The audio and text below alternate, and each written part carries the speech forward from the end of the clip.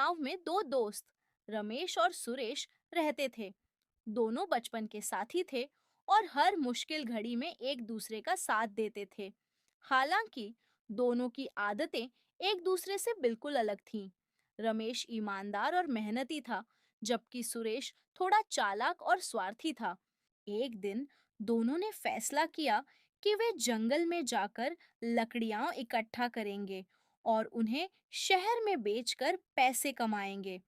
वे सूरज निकलने से पहले ही जंगल की ओर चल पड़े। रास्ते में रमेश ने सुरेश से कहा। देखो सुरेश, हम दोनों भाई की तरह हैं। जो भी कमाई होगी उसे हम आधा आधा बांट लेंगे।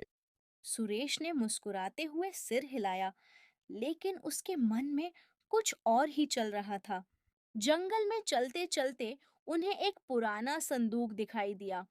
संदूक खोलने पर उनकी आंखें चमक उठीं। संदूक सोने चांदी के सिक्कों से भरा था। रमेश बोला। भगवान ने हम पर दया की है।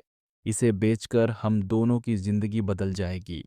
सुरेश ने नकली खुशी जताते हुए हामी भर दी, लेकिन अंदर ही अंदर वह सोच रहा था कि यह सारा खजाना उसे मिल जाए। सुरेश ने चालाकी से रमेश से कहा।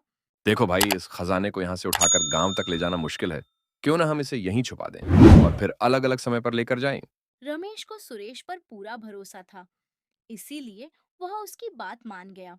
रात के समय सुरेश अकेले ही जंगल में वापस गया और संदूक से सारे सोने चांदी के सिक्के निकाल लिए। उसने वहां खाली संदूक छोड़ दिया।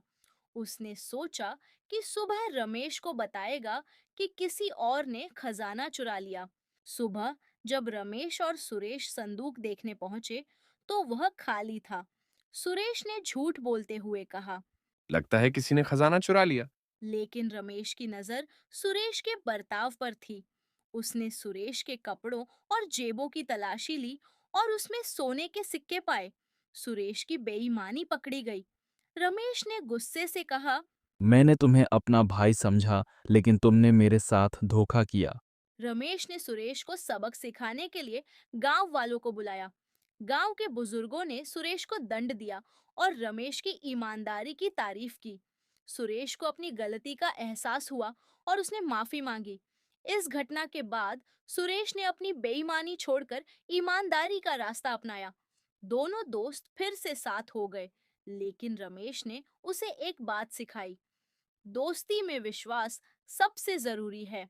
कहानी हमें सिखाती है कि बेईमानी का अंत हमेशा बुरा होता है और ईमानदारी सबसे बड़ी पूंजी है।